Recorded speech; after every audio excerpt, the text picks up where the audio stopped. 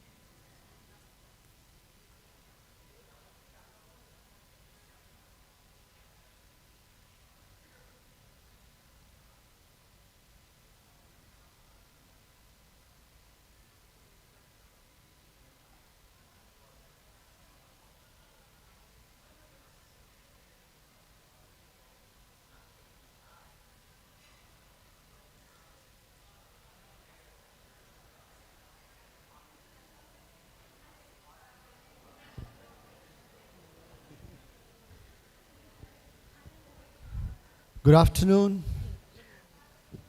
Good morning. All of you are awake. Um, if it is possible, we could come a little friend, or it's okay wherever you are, whatever's convenient for you. So we'll wait for, we can start? All right? Okay.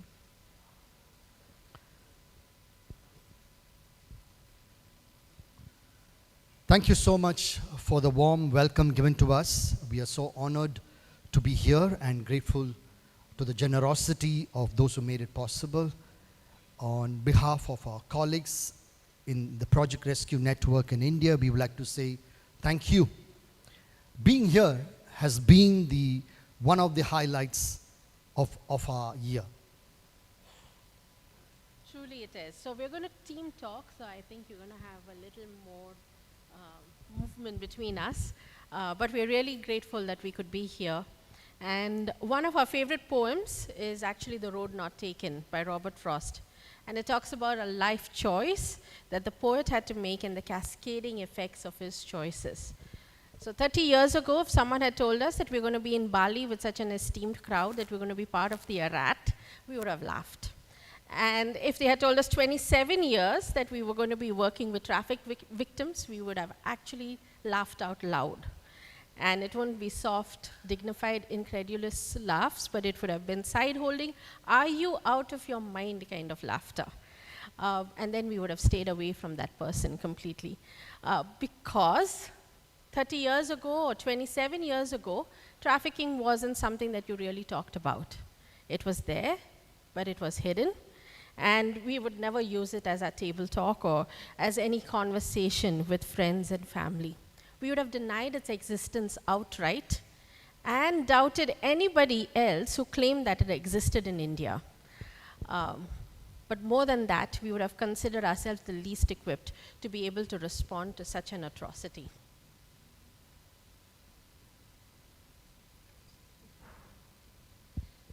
So we also have a confession. If we were told that this is what we would have been doing for the next 25 years of our lives or 26 years of our lives, we would have still abandoned our calling. We would have said long ago, this is not something that we would want to do. We would have chosen the easy route of, out of the situation. But God had some other plans, and we followed obediently, taking the road not taken, not knowing the challenges and mountains we would have to scale, and having very few counterparts with whom we could actually consult or learn from. We faced a lot of challenges, and I'm sure many of you around the room are still facing it. Legal battles, rescues, risks, dealing with traffickers, but seeing also lives transformed. We have seen traffickers also who have done a U-turn and have changed their lives and are now working respectable jobs. We've also seen rescued teens metamorphose into beautiful young ladies and who are educated and now taking up leadership.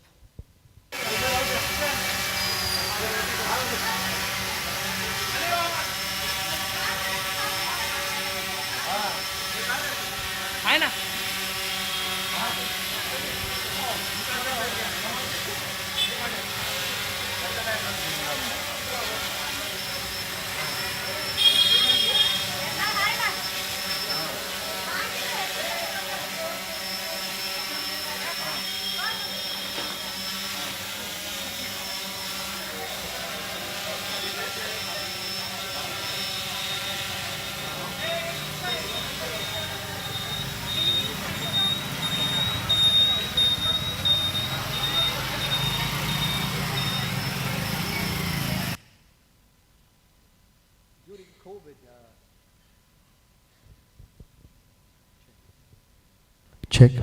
During COVID, we could not be at home. We were in the street, going to red light districts, finding children who were there, finding families, and trying to find out what we could do in response. And that was a big task because we were just few of us who took the risk to be in the street, and we never knew what would be the outcome of that.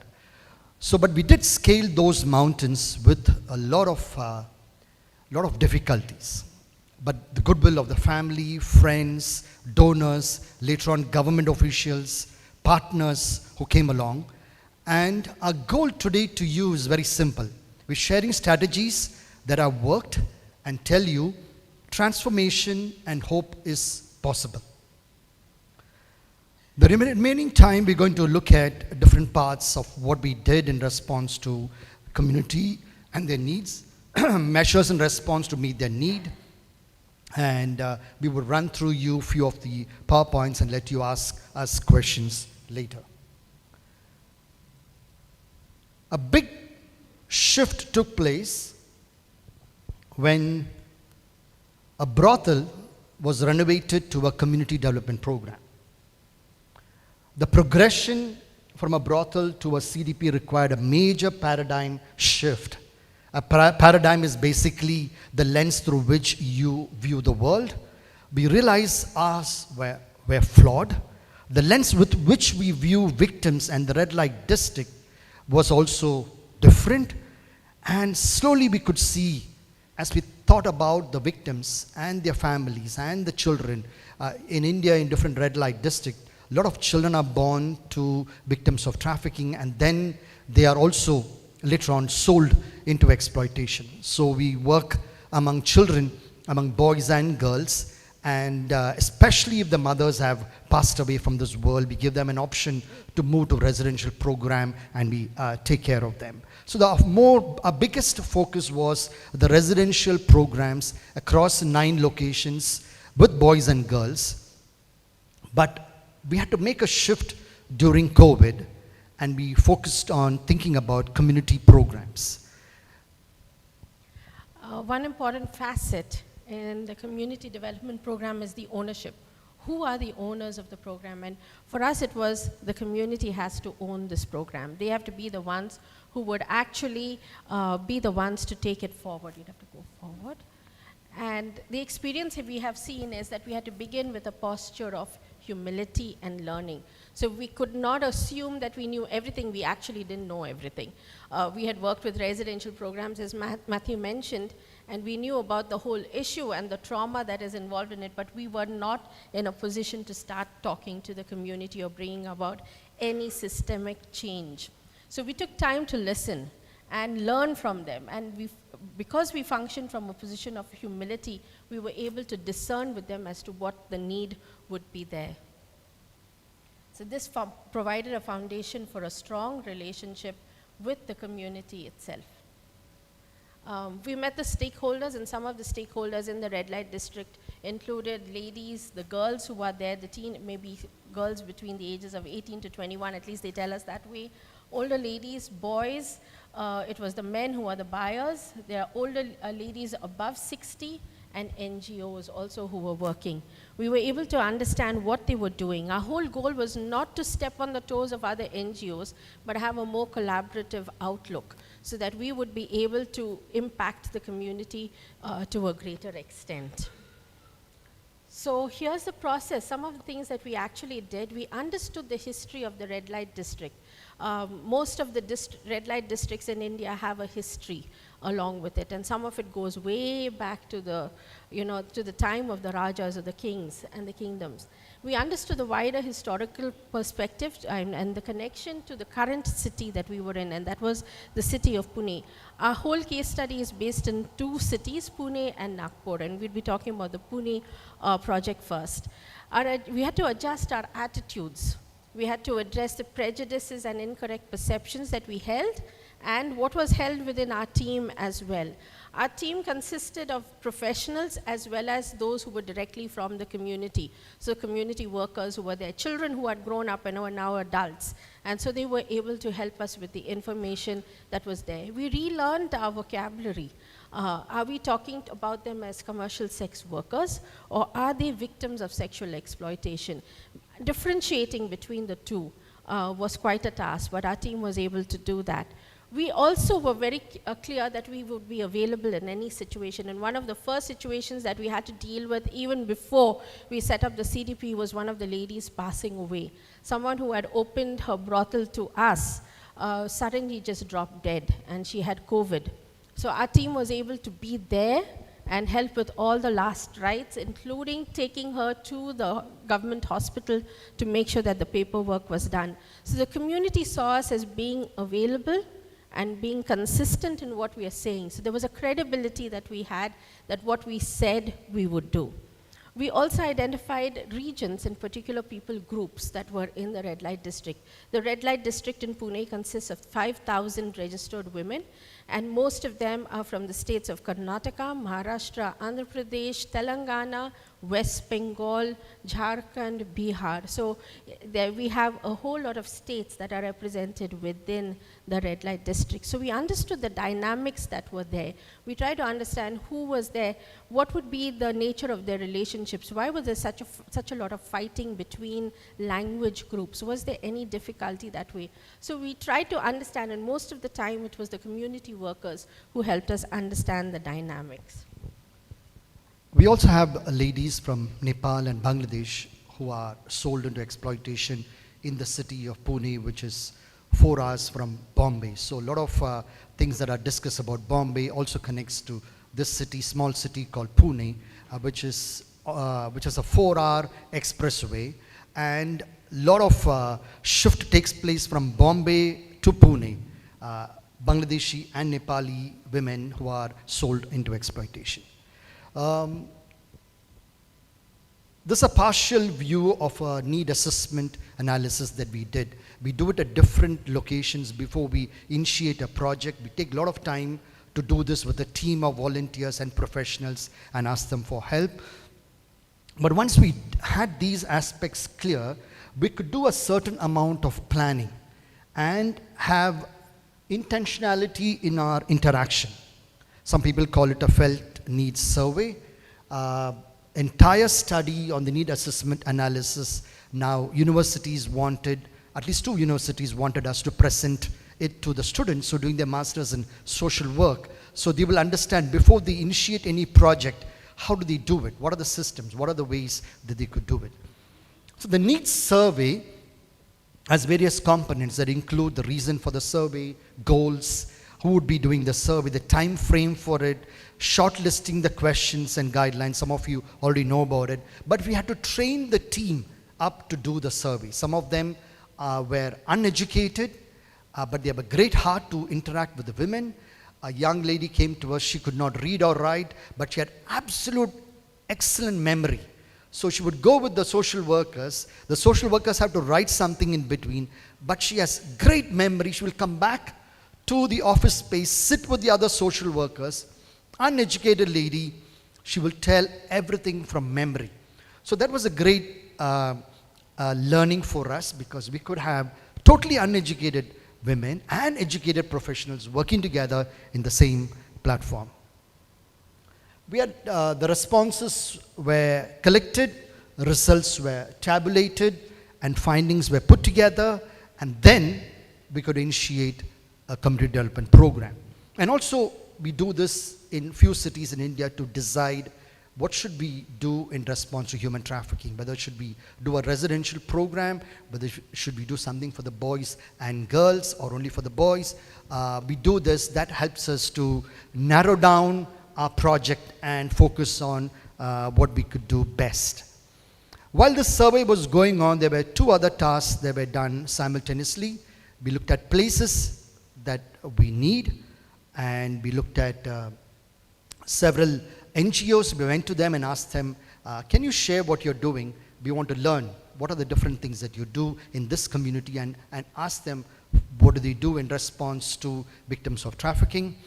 We also realized that there were a group of children living together, and they were managed by the brothel managers in a separate space. We got to know them, and we also found out that children don't go to school, some go to school. So this happens in a need assessment analysis before you initiate a project. But there was one group that was that we overlooked in a way. That was the ladies, who were older women who were above 60s, and they were already sold into exploitation. They finished 20 years, 15 years, and they lost their livelihood. COVID had a massive impact on them, and many of them realized at that age they could not do anything else. So we had to rework our entire community response to these women also, because they were also part of being in the red light district. A story for you to know. We were doing this COVID relief, as I showed you the video in the beginning. And a man came to me and he said, I've been noticing your wife and you have been being in the street for a few months. I own this building. I'm a brothel owner. My mother was running it for generations. My grandmother was running it for generations. I don't want to do this work any longer. There are 43 ladies inside. I want to give it to you.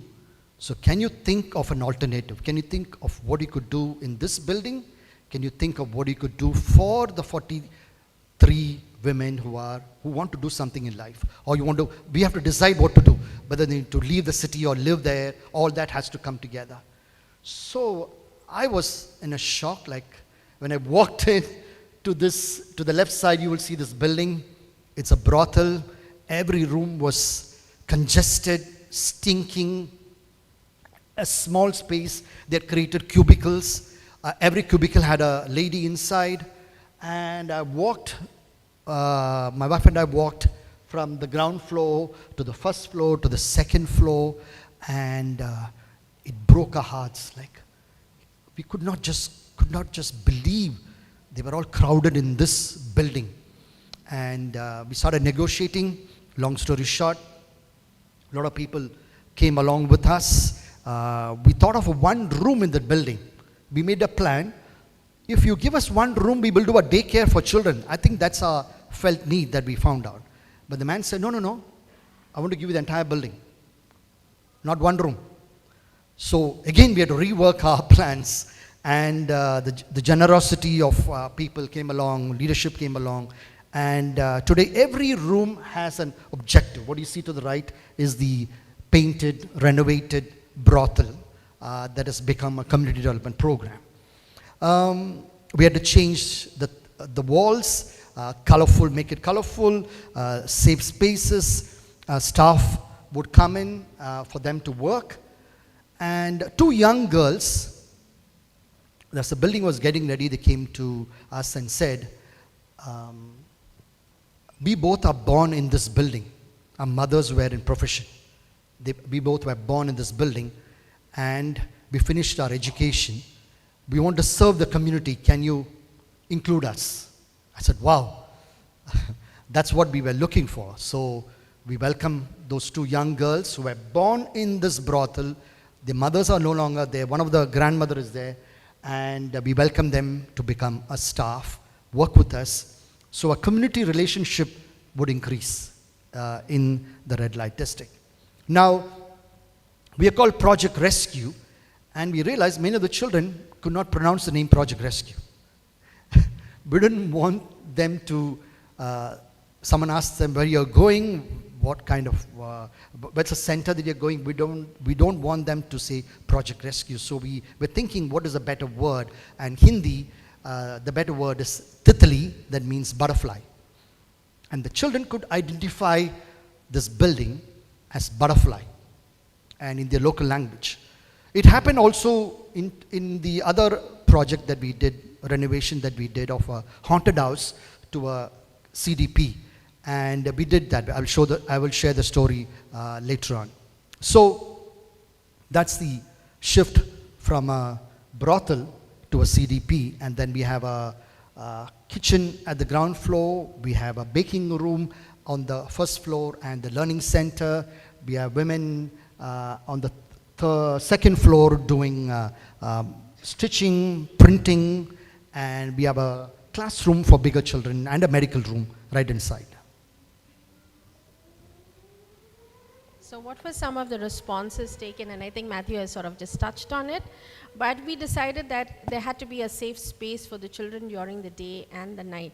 In fact, when we were renovating the building itself, there were 3 kids who just came there and they played around, and there was construction work going on, but they still sat there. And so one of our staff turned around to them and said, "Have you eaten?" And these 2 little girls said, "No, we have not eaten anything." So immediately we made arrangements for them to eat. And then we said, "Where do you stay?" And they pointed out the brothel that they were staying in. And their mother had sent them out because she was with a man. And so because of that, she had to take care of all her siblings, which were 4 little younger girls. And she was just about 6 years old. And she had a sibling who was just as young as 6 months old at that time. And so our staff reached out and said, "Okay, you can come here anytime." And that's how we began with our daycare program. So we had kids who were just 3 kids initially, and now we have 21 children, which is a very small number compared to what it is. But we decided that we're going to be small, we're going to be intentional, because there are other organizations already working. So we would just do our part. So we provide them with 2 full balanced, nutritious meals, giving them medical attention. We realized that the 6-year-old didn't even know how to draw or read or write, and so we taught them how to read and write. And so we were able to establish a program, a daycare program, and also have a safe space for the night, because we realized that the mothers are continuously with men, and the children were being drugged and kept under a small platform that is used as a bed or under the bed itself. And so because of that, to meet that particular need, we decided to start a night care shelter within a few months of starting. And this was the only way we could think of redeeming the night for children. The first few days, the kids didn't sleep. They were so shocked that they were safe, and they were so traumatized by being in a new place. But then over time, they realized, okay, that they could sleep in the night, that they were safe. The other initiative that was started was the school readiness program, where we helped the children to be able to get admission into schools. As per our government laws that we were a little bit in the dark about, according to the age of the child, if a child is 9 years, he or she should be in 4th grade. If they are 10, in 5th grade. And so we had the burden of actually wondering how are we going to help these kids to be able to get into regular schools. Some of the organizations that are there in the red light district insist on sending them to government schools where the teachers may not be there, or the education may not be adequate. But our team, we thought together and we decided that they're going to go to English medium schools, whatever the cost. And they're going to be able to reverse this whole aspect of exploitation, because we believe education is the great leveler in our communities. And so that's one of the reasons why we decided to speak to few schools. Some of the schools were very apprehensive about having kids coming from the red light district, but the YMCA school in Pune was very open, and they decided they were going to take the risk. So we had 14 children enrolled in schools in different grades according to their age, all ready to go, and there's a picture there. They were able to get into formal school. And this year the number has increased by 3 more, so we have 17 kids joining in and going to school. So some of the children have never been to school. And they have to be prepared at least for 7-8 months with the school readiness program, and then go into formal interviews in school. So one girl, she's doing a 4th standard, and she's never been to school, directly to 4th standard English medium. So a lot of preparation has to be done before, after they come back from school. The team has to work to prepare them, because it's a big challenge, and we put before the people and the mothers and the community itself, and say these children can be different, they can be empowered, and they would turn and reverse the cycle. So that's what we did. As I told you before, the women came to us and they said, we want to do something. I want to learn how to sign my name. In India, you don't have to sign your name. You can use your thumb impression in official documents and it is accepted. But they said, we want to sign our name. We want to learn a trade. So we were looking at different options and teaching them, helping them to understand. And many of them were very excited about it because they didn't know how to count. And so they were being cheated by the men who were in the district. And so we wanted to make sure that they were able to do that. So we had numeracy classes, we had basic English, because they all wanted to sign their names in English, and we helped them to be able to actually now at this point, they are getting ready for a formal certificate equivalent to a 5th grade. So these are women who have been in exploitation, who have never been able to actually learn anything.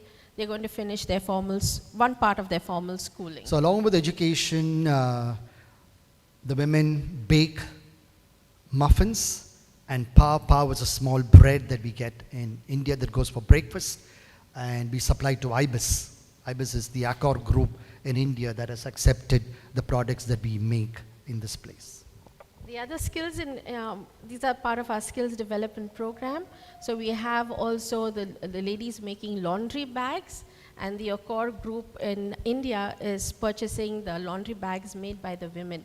So it was quite a task since they didn't know how to read or write or measure. So we had to teach them how to measure, how to cut straight, how to stitch, how to use the machine without running your finger through it.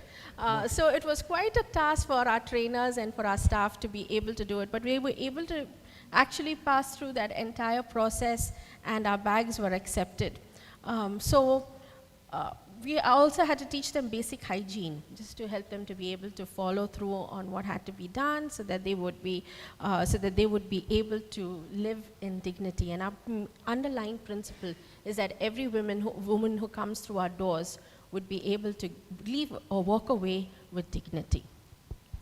So, Yeah, so another important aspect, and it's not there on the slide, is we've also realized that there are women. We have about 88 women enrolled with us in our program. So, so some of them, 35 women come into our program every week for 3 days. They go through their skills training and adult literacy, and sadly, they have to go back to the brothel. In the past few months, 4 women have actually left the trade and have moved out of the red light district, but they still work in our vocational training program. But one of the unique features of our program is also the psychosocial outreach. So we walk into the brothels, and we meet the women on a weekly basis, and we also help them to be able to deal with some of their issues, like teaching them skills like parenting skills so that they are not abusive to their children. We also teach them emotional regulation and social regulation so that they would be able to actually, we could take them to more public spaces and have graded exposure trips so that they could get employment later on. We also have positive coping skills and anger management classes for them and counseling for the women on the whole. So these are part of our curriculum for the women. So Titli, that I mentioned to you before, doesn't stop there. We got the top cop of the city to come and see the community program and lead her to different rooms and help her understand that a lot of girls are exploited in this city, and we have to collaborate. We have to do something together. So later on, she got 85 officials of the crime department and special officers together, and she said, Mathew, we need to educate them to help them to understand about human trafficking. And we did a presentation along with the team. And out of that, there's a law in India called the Juvenile Justice Act that protects children. But the police is not aware about it. They know about it, but they're not clear about it. So we did a poster called the Do's and Don'ts of the Police Officers under the Juvenile Justice Act in the local language and in English. And with the top cop fixed in all the police stations across our city. So at one shot, the police officer will see, this is what I should do, I should not do when I deal with victims of trafficking, when I deal with children. And that, in a way, helped the law enforcement agencies to collaborate with us and see what change that we can bring in this community. We didn't explore much when we got the building Titli. The basement of the building was closed. It was stinking. A lot of things were kept. And after we got the building, we started doing cleanup and renovations. And we could not go to the basement, but we managed to start hiring people to clean the basement. We realized the owner had torture chambers kept at the basement of this building. Cemented cubicles, no windows, no ventilation, no electrical supply, nothing.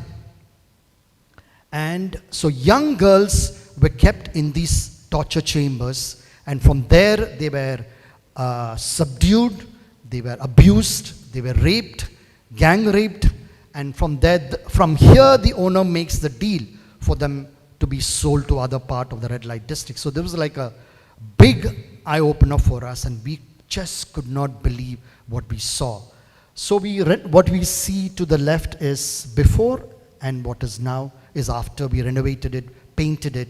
We have kept some part of the building as original as it was, because we don't want to forget what it was before and what it means to us and to the community. One more story about how we could transform a haunted house to a CDP. This happened in the city of Nagpur. Nagpur is close to 8 hours away from Bombay. And when we went in, we had to meet the community. We had to interact with them, find out what is really happening in the red light district, collaborate with NGOs working in the region, gather information of the services they provide. We did a need analysis survey, and then we found out, we started documenting it and information put together. And different time, we asked the women and the NGO, and few of the people, not the NGOs, the women, and we asked them, what is your biggest need? And we started documenting it. As people said, we kept on writing it in a huge wall. And the huge wall had different answers. But when we put together all information together, we realized many of the women were saying, our children need a place to sit and do their homework. They come back from school, they come straight to the brothel, and they are playing outside, and after some time they have to go under the cubicle where the mother sleeps. There's no place to sit and do their homework or read. And we found a metal shed, and we opened up to the community and said, this is our education center. So children could come at different shift, morning, afternoon. A Hindu priest close by saw our work and he said, hey, you guys are struggling. Your metal shed is overflowing. I will switch on the lights around the temple, and why don't you bring the children? Let them sit around, and in the cool place, let them sit and complete their homework. So it helped us to help the children to complete their homework. And as we did it for close to 7-8 months, the children finished a program with us, and they told both of us, why don't you walk with us? We'll take you to a different part of the red light district because you need to see what is happening there. I said, okay. We were scared, but we said, agree to it. And as we passed by, they looked at this building and they said, this is a haunted house. No one goes in. Doors and windows are open. But people go in. We don't go in. We hear strange sounds in the night. So I looked at it and I said, it'd be worth it for us to do something in this haunted house. Because people don't want it. We can renovate it for the children. Long story short, spoke to the owner, renovated the haunted house to a community development program, and we have children coming in to do their education and also a daycare and night care. Again, children could not pronounce the name Project Rescue. We don't want them to get confused where they are going. So we came up with the name called Sharan Stan in Hindi, that means place of refuge. So now the children could identify, this is my place of refuge, this is what I can go, and my life would change. So 2 case studies that we could present to you, from a haunted house to a CDP, from a brothel to a community development program. In conclusion, we would like to say that this is just the beginning. There are many more problems to keep and miles to go before we can see the end to trafficking in our world. Over to questions.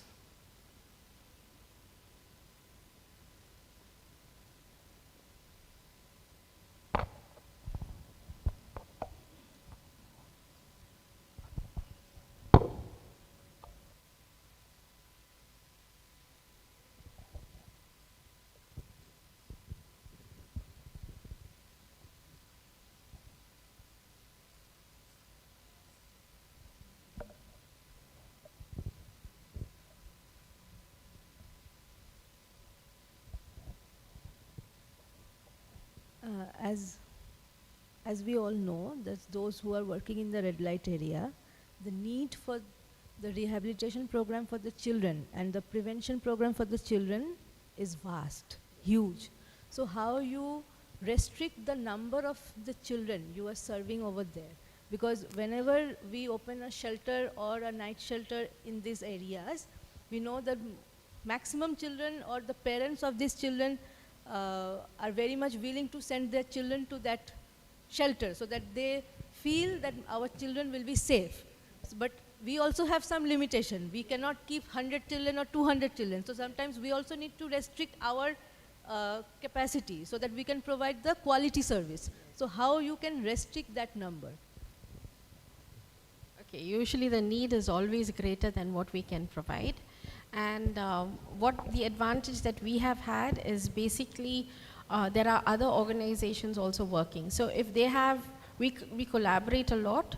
So if they recommend kids who are in dire need to us, and we recommend kids as well. If we are full, then we automatically There's an organization that recommend takes care them of as well. children from the time they're babies till 4-year-olds. So anyone below 4, we tell them to go there. Above 4, there are 3 other organizations. So we share this our knowledge, and we tell them this is the child in need. Mother is in hospital, last stages of her life. Can you think about being in the night care and daycare? So those are things that we ask each other for help and then do. And those who are at high risk, then we recommend them to organizations that are running homes where they would be safer. Yeah, but it is a task. And we usually rely on our staff and our community members to be able to help us make that decision once they fill up an admission form and so on and go through the process. So is there any filtering criteria are you using for the admission of the children? So any criteria? who Yeah, can we have a enroll in list. your We have a program? list of criteria that are there. Basically, we look at the age, where the mother is the mother there in the district? Because some of the mothers aren't living outside. So we don't prioritize those mothers at that point. But we look at those mothers who are right there in exploitation. Sometimes it's language group also, because the Bengali and the Kannadiga groups are very, in a way shunned. So their kids are not taken in, so we take those kids in as well. So it's about the language group, the age. Is that child part of our program or not? So we prefer the child to come into our daycare, and we observe the child and see any behavioral characteristics that need to be addressed and so on, and the willingness of the mother. And what are the common hazards you are facing while running this program, especially in this area? Because I know this is there. Yes, Yeah. yes. I think it's, everyone knows it, like working in a community, we have a lot of issues. But the advantage has been, like I told you about the 2 girls who were born in that brothel, coming to us and saying, I want to serve the community. So including them was a great idea, because they would link us more to the community and connect with them. There's a young man whose wife, he married a girl in the red light district, and he said, give me an opportunity, I want to do something. So I know driving. So he drives our Maruti van with school trips, with the children going to school and coming back. So we are trying to include people around. The challenges are where sometimes they're not happy with what they get. Sometimes I tell the staff, keep doing the good that we can do, but some of them are, generally human beings are ungrateful, and so we'll have to face this task. At different time we struggle over some of them, that we have a high expectation at work. They're not able to function because of their own past, but if we're able to understand that, we can work along and help them to journey with us. There are threats at different time. We were traveling on the highway. They knew that we were part of this entire organization, attacked us, damaged our vehicle, threatened us not to do any of the rescues that we were doing. Our vehicle in the previous city was completely damaged, because that's the way they thought they will threaten us, but not, and preventing us from continuing this work. So there are issues that do come at different times. Thank you so much. Hello. Thank you, and your sharing and the work you do is really inspiring. My question is, when you were renovating the brothel into a new space, what steps and considerations were taken into redesigning a space that diminishes the traumatic memories or the PTSD associated with each part of the house? But also, what steps were taken with the victims themselves to help them move forward from the past memories? Okay, so our counseling team is equipped to be able to actually look at the PTSD side of it. So we do evaluations with the women. As Mathew has pointed out earlier, this was one of the brothels. So anyone who's had any significant memory in that place, we sort of talk to them first and figure out, is this going to be a trigger for them when they are working or when they are going through our adult literacy program or not. Once that is done, we actually decide whether or not they would be helped or hurt more. And then recommend them to another organization. But we've also looked at, and I think yesterday the session was so interesting about having your design done well. So we try our best to have colors that have completely changed the look of the brothel itself. So when women walked in for the first time, they were awed by it. They didn't realize, oh my gosh, a kitchen was actually, this is where I slept with men. And we had, comments made like that, but now it's a kitchen, and they were amazed at how beautiful the building could be. So in a way, we were able to redeem that image of exploitation and bring out something good from that. But we also have PTSD screening questionnaires, and we do a lot of group work with them. Only the women who are really keen on going through individual counseling and TFCBT or any other interventions would be given that service. But otherwise, it's basically group work that's done. Does that answer your question? Yeah. Is this on? Hello? Oh, hello.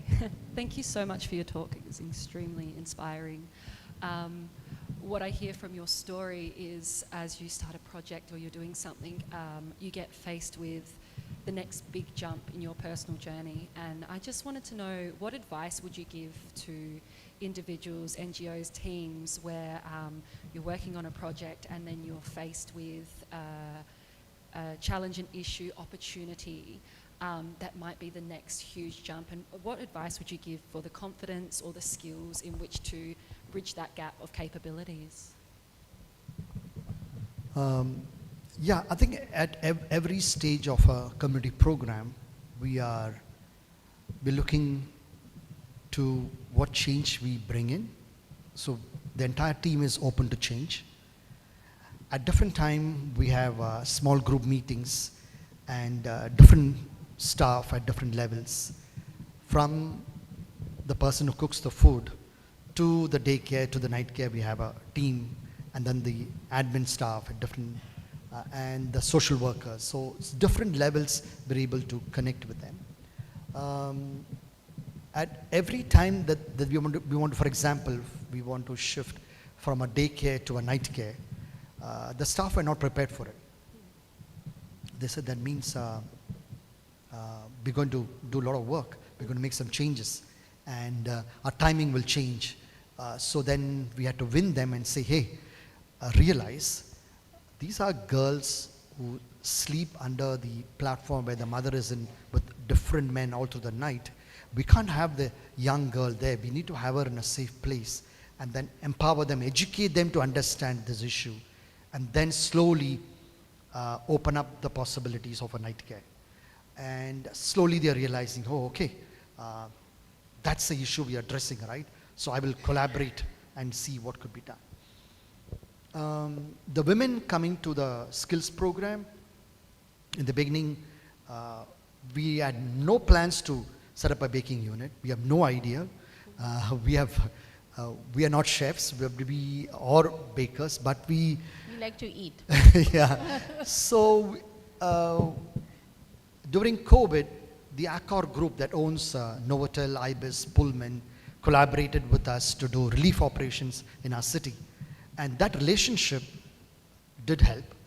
And before COVID, I did a presentation to the Accor group to stop child sex tourism in India.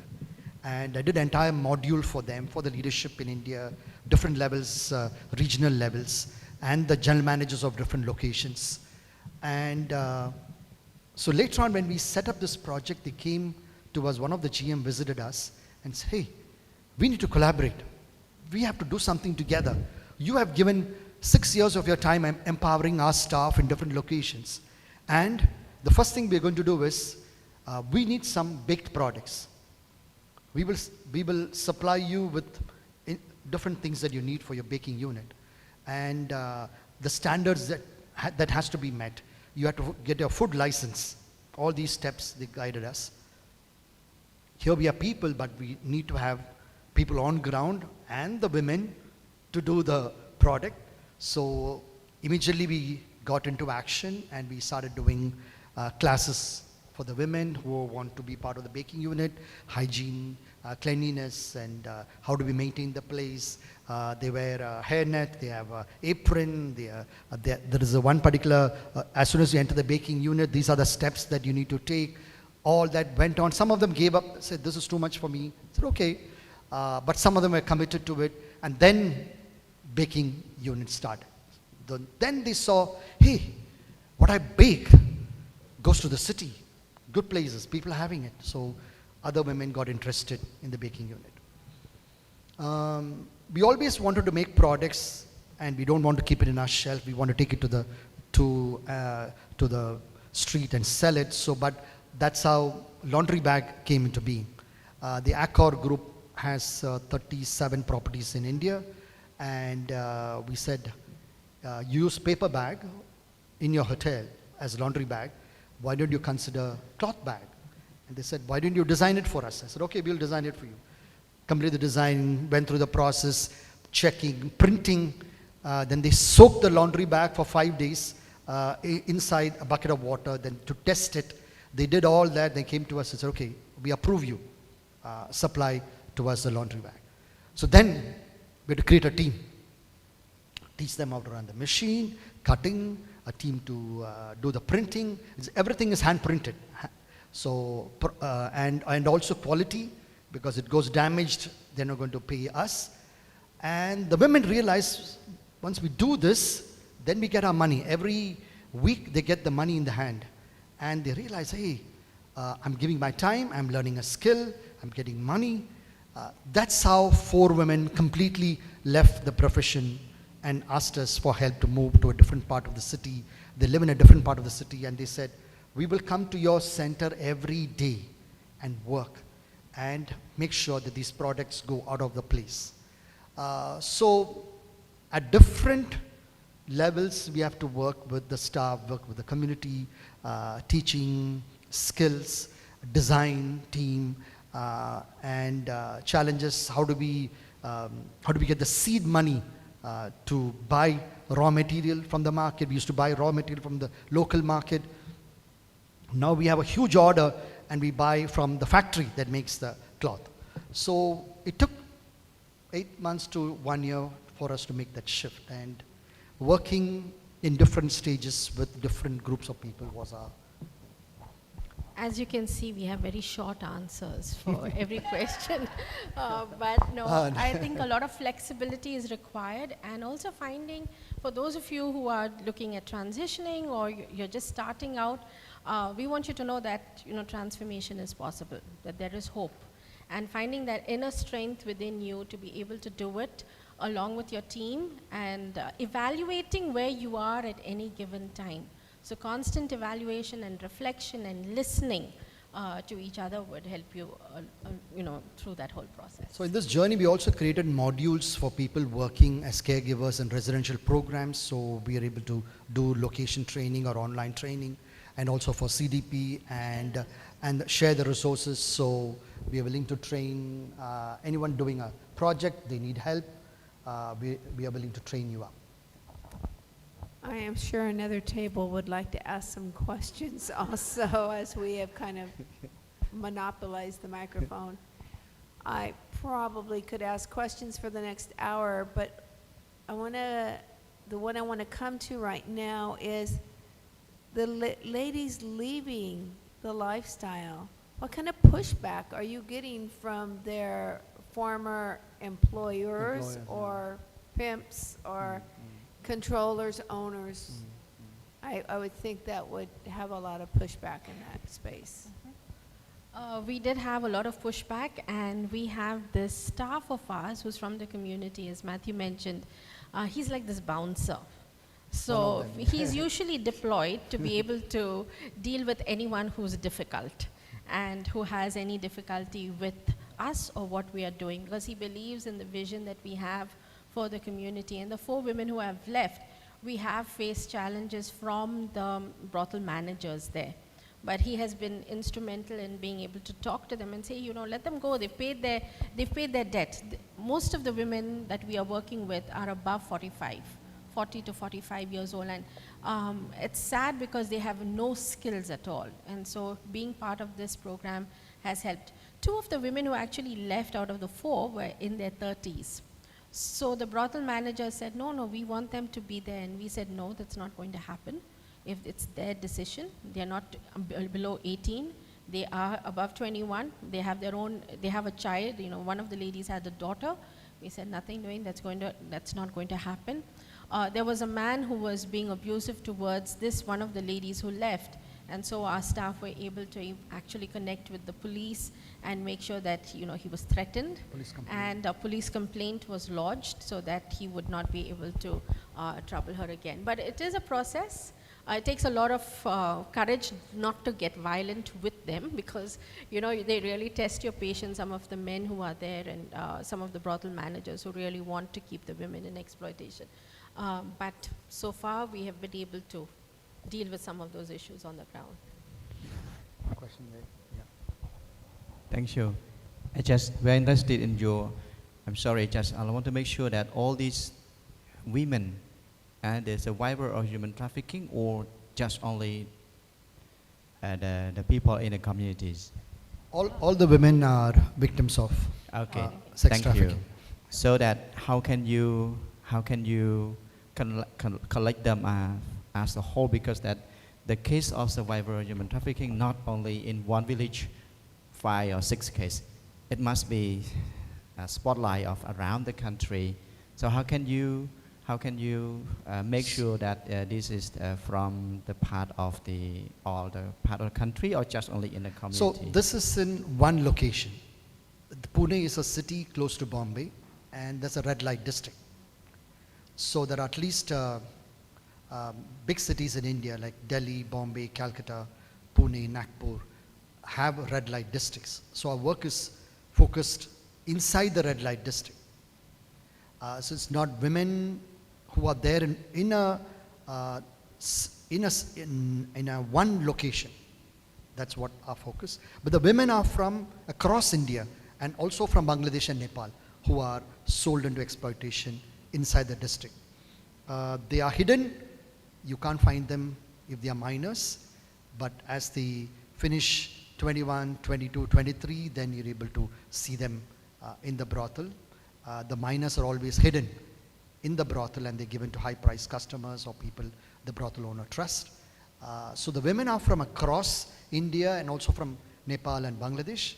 But our work is inside the red light district and trying to find a change that we can bring into the women in the red light district. And just to add to that, many of the women don't want to go back simply because they have felt that they are now in their late 20s, early 30s or 40s, and they say that if they go back, they're going to face a whole lot of issues with their own families. So it's better for them to just stay here. And we have been connecting with other organizations that are working for those who want to be repatriated into their home countries as well. So. Yes, it's connected to my next question, because that is important that how can you have any of the strategic direction for making sure they will be in their own communities after the treatment or after they have skill? That is very important because we cannot keep them forever, right? So again, networking, collaboration with organizations within India who are involved in repatriation and doing the necessary paperwork, as well as making sure that the women are safely transported back to their home countries. Follow-up is done by local organizations within our network itself, or we have people who are there. Like for instance, in Bangladesh, we have friends who are working in Dhaka. So they would follow it up and make sure that the women are safe once they get back, or they would, and Khulna as well. And so they would connect with these organizations in case they are at risk of anything. So the government also is aware of what we are doing and the connections that have to be made for them to be able to be safely repatriated into their country. Yeah, it's great that because Indian, right? Because that I visited one of the border of Nepal and India as well here. Okay. And then I would like to know from your perspective, how about your government identify of the community-based alternative care or community-based on the aftercare of those women and their children. What is your government strategy, or what is your contribute to your government strategy? Okay, thank you. What we spoke to you till now was about the community-based program, community development program. We also work in the residential home, and we have at least 3 different kinds of residential home. And one is for boys who are born in the brothel, and many of them, they don't have anyone connected in the red light district. The mother has passed away, so we help the boys, because many of the boys are pushed back to work as agents and pimps in the red light district. That's the reason we work with boys. We also work with young girls who are born in the brothel, so they would not be pushed back into the same work as their mothers. The third residential home is for the young girls rescued by the police. They were sold at a very young age, at 13 and 14, and they were in slavery. Police rescue them, and they go to the government for process. The government has an entire process for them to go through paperwork, procedures, and the Child Welfare Committee, we say CWC, refers them to our residential program. So there is a separate residential program for young girls who are sold into slavery, who come through the government, and through this paperwork they come into our residential home. The last one is a transition home, where from the residential home they move to a transition home before they integrate back into society. So government has few guidelines under the Juvenile Justice Act, and government also monitors these organizations and how we function in the residential program. And we have to take the girl back. When the girl finishes 18, we have to take her back to the Child Welfare Committee and produce. And the Child Welfare Committee has a right to ask her questions, where she is, what to be done. And then a grace time is given for her to complete her course, then integrate back into society. And for those who go back to their families, we have a follow-up program for at least 5 years, where we train up volunteers from various towns and villages close by, who would be able to actually monitor the girl and make sure that she is safe. We also use social media to advantage, so if anyone has gone back to their families, they go back empowered. They're part of a WhatsApp group. We have code words that are developed in case they feel that they are at risk of being trafficked. Many of our friends and counterparts in Nepal and Bangladesh were involved in also going back to the communities where trafficking is really high, and teaching the people about the whole issue. And so when people came back, when girls came back, the community seemed to be outwardly more accepting, but of course they had their own misgivings and challenges that had to be actually ironed out, and we could help them with that. But yes, there are curricula for that. There are volunteers who are trained to be able to go ahead and do these entire things. So our interstate trafficking also requires a whole lot of follow-up and training of volunteers and people who would be able to protect the girls in the future. The government monitoring on residential homes is different. The government monitoring on community development programs are also different. And a lot of accountability and structure and reporting has to be done at different stages. Any other questions?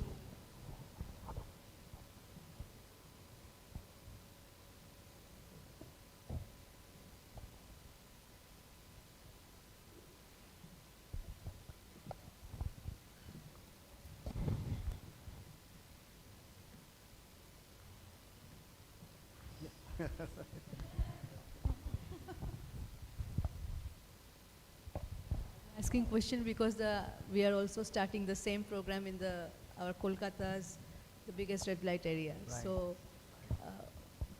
the community development center, which is the night shelter also.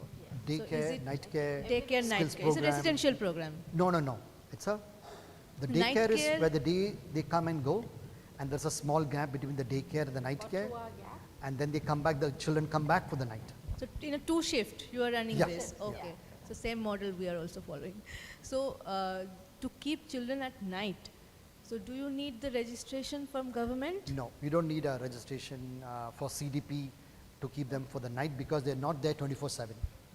Okay, so for, Yeah, but if any keeping child is in children a- at night who are below 18, no government registration or license? Yeah, so if a child is there in the program 24/7, you need a license to run a program.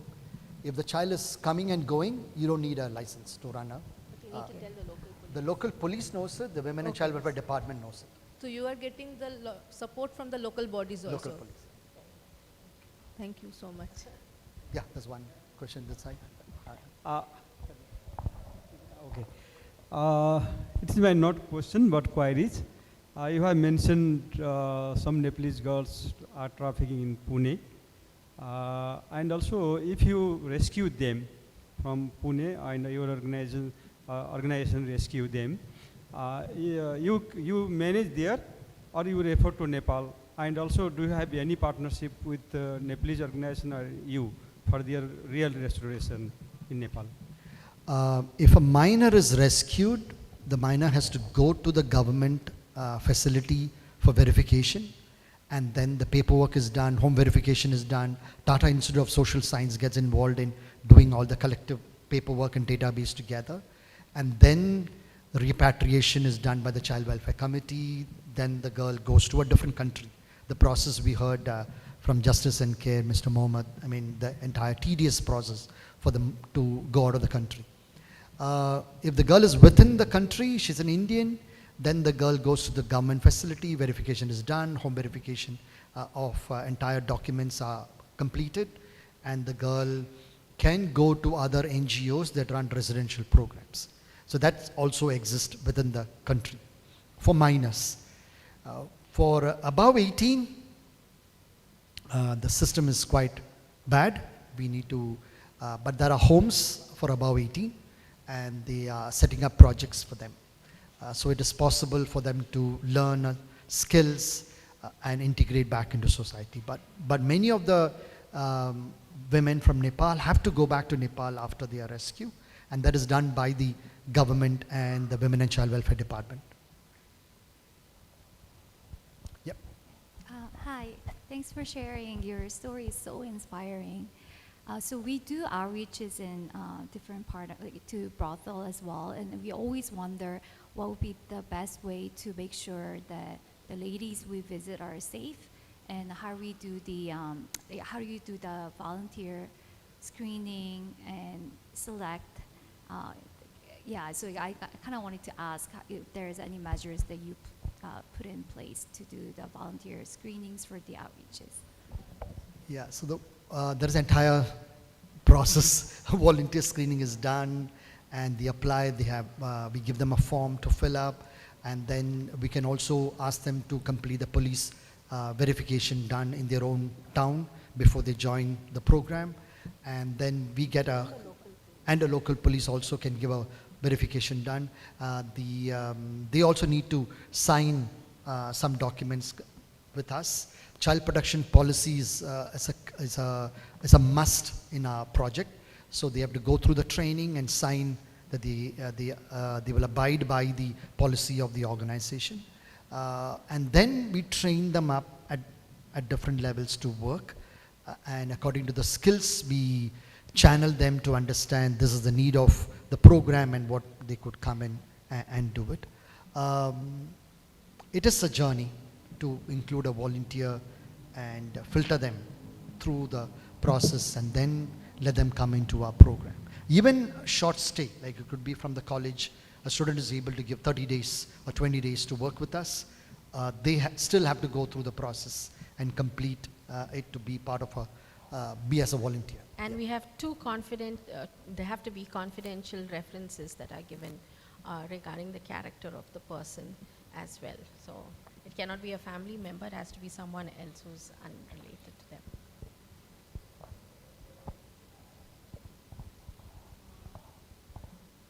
Yes. Last 5 minutes.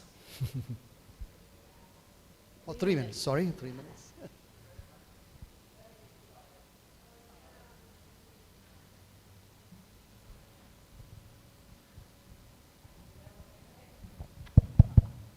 Did you hear what I say? Yeah, or should I repeat it? But I'm very inspired. It is very inspiring. Thank yeah. you. And yeah. So, but I see in Thailand, I feel that in the red light district, most of the women send their children back home. So the children, in a way, stay with the families while they are working in Bangkok. So how is the situation with you? Are most of the children together with the parents, the mothers in the brothel, or is it also common that they live with the parents, the grandparents, and the mothers send money back home? How is the situation there? We've had instances of both, but majority of the mothers, find that they want to keep their daughters or their children close to them, because I think as we were talking to them, we realized that one of the most, the strongest relationship that they have is with their children, which is, it's completely unconditional love and regard for them between the children and the mothers. So they want to keep their kids close so they can keep an eye on them, and also to be able to provide for them at some point of time. But there are some mothers who leave the children back in the villages as well. Yeah. But many of the children live with the mothers in the district. And Majority of them keep their kids with them. in our context. Yeah.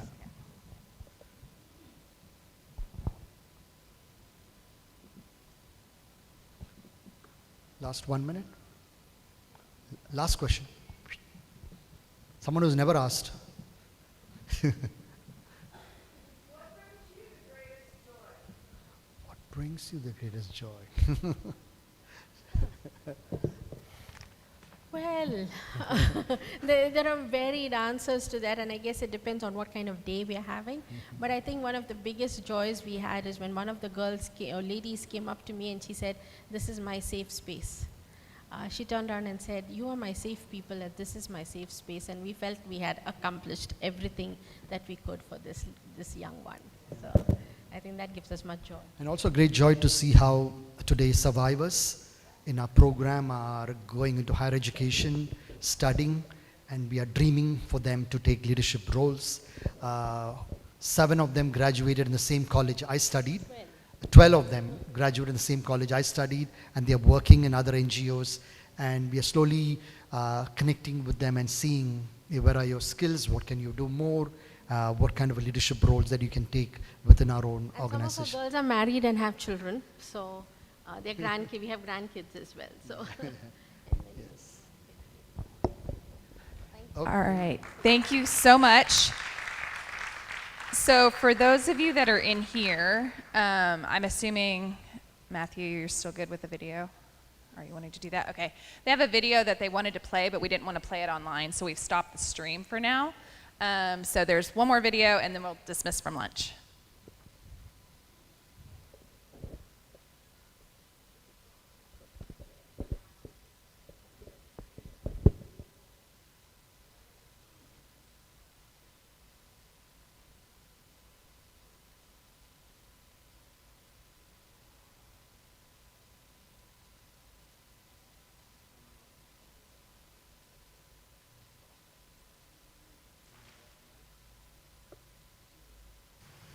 So let's take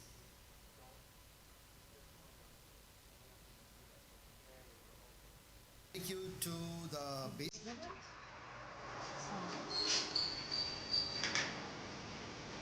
Right now you can see there's a lot of light. There's a water tank is there. This was used as a torture chamber by owner and many others. Many young girls have been trafficked, they brought here and subjected to slavery. There are no ventilation, no windows here, cemented cubicles. Each of them had a wooden platform, a mattress, old bed sheet. Then they were not given enough food, they didn't have water. They were locked inside. If you notice, some of the doors don't have latches from the inside. This room especially is a little different because there was not enough space for anyone to ever lie down. But I believe that this was also one of the rooms that was used